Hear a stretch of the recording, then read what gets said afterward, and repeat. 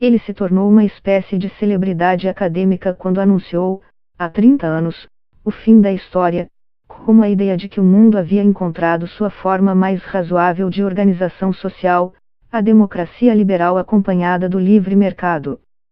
Mas os tempos mudaram. Hoje, Fukuyama vê com preocupação o avanço da ultradireita, do nacionalismo e dos populismos, e aborda essas questões em seu mais recente livro, Identidades, a exigência de dignidade e a política do ressentimento. Francis Fukuyama. Bom, eu ainda sou um defensor da democracia liberal e gosto dos mercados livres, mas acho que, em muitos sentidos, eu me movi para a esquerda por alguns bons motivos. Acredito que nos anos 2000 as duas grandes catástrofes que aconteceram foram, primeiro, a invasão americana no Iraque e, depois, a crise financeira, e ambas foram o subproduto de ideias conservadoras que foram levadas ao extremo e levaram a resultados muito ruins. Isso exigia que eu repensasse. Eu também acredito que a globalização em geral tem sido muito bem sucedida em muitos aspectos, em termos de redução da pobreza em muitas partes do mundo, mas que também produziu um nível mais alto de desigualdade em muitos países, incluindo os Estados Unidos. Isso requer um remédio. E creio que isso é provavelmente oferecido melhor pela esquerda do que pela direita. É por isso que eu acredito que, depois da crise financeira de 2008, quando o apoio aos populismos de esquerda deveria ter aumentado, o que foi obtido, pelo contrário, foram populismos de direita cuja narrativa explicava melhor a situação econômica das pessoas da classe média, dizendo, por exemplo, que a elite, permitindo altos níveis de imigração, conspirava para tomar seus empregos. Fukuyama. Eu acredito que é uma espécie de tendência natural. Todos queremos ser reconhecidos como iguais e ficamos muito indignados se somos considerados inferiores aos outros. Mas isso logo se traduz em uma demanda para ser reconhecida como especial ou até melhor. Creio que foi isso que aconteceu, por exemplo, com muitas pessoas brancas nos Estados Unidos que ouviram histórias de vitimização de afro-americanos, de mulheres, de gays e lésbicas. E a certa altura eles dizem, e em relação a gente? Todas essas pessoas estão recebendo algum privilégio. As elites as estão colocando diante de nós. Mas nós também não estamos indo tão bem. Nós também somos vítimas. Mas eles são membros da comunidade racial dominante e, portanto, sua reivindicação de serem apresentados como vítimas é muito menos poderosa moralmente do que a dos grupos minoritários. Eu acho importante que os governos controlem os níveis de imigração, porque, ainda que seja benéfica, se ela, imigração, acontece rápido demais as pessoas ficam desorientadas, e isso gera uma reação política. Isso aconteceu no Reino Unido com o Brexit, saída do país da União Europeia. Foram tantas pessoas se mudando para o Reino Unido em um período de tempo tão curto, que muita gente nascida lá sentiu que estava perdendo o controle de seu próprio país. Fukuyama. É muito perigoso. Você não tem um sistema democrático se as pessoas não acreditam nele. Acho que o que aconteceu é que há uma grande decepção com a qualidade do governo em muitas democracias, particularmente em relação à questão da corrupção, porque às vezes a democracia é a cura para a corrupção, mas às vezes é também a fonte da corrupção.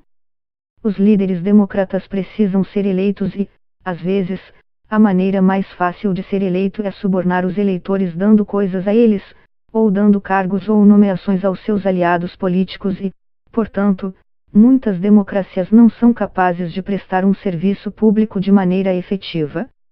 A partir daí surgiu um movimento político para acabar com a corrupção que mais tarde se viu envolto em uma luta entre a esquerda e a direita. Foi isso que levou Jair Bolsonaro ao poder, a percepção de que toda a elite política no Brasil era altamente corrupta.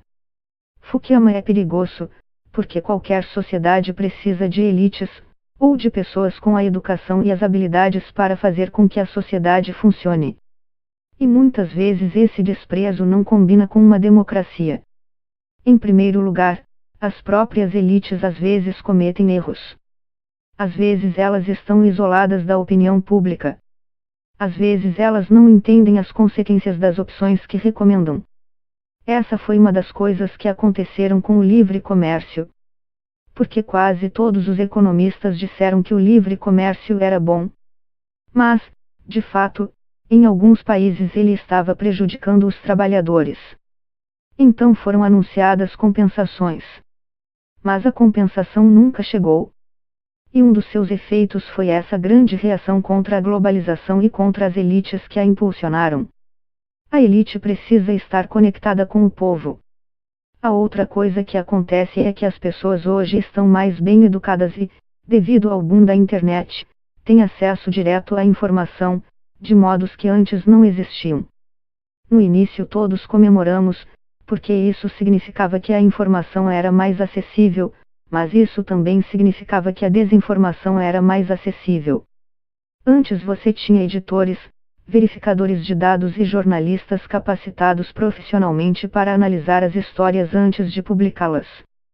Agora, qualquer um pode postar o que quiser na internet sem verificar. E isso tem se transformado em uma espécie de arma de guerra política que também retroalimenta a percepção de que você não pode acreditar em nada, que nada é realmente certo. E isso está enfraquecendo a base de conhecimento compartilhado necessária para se ter um sistema político democrático. Fukuyama, grande parte da reação ao fim da história se baseou em uma interpretação errada do sentido da frase, não queria dizer que as coisas deixariam de acontecer de repente. Na realidade eu falava sobre se existia uma alternativa real à democracia liberal como forma superior de organização social.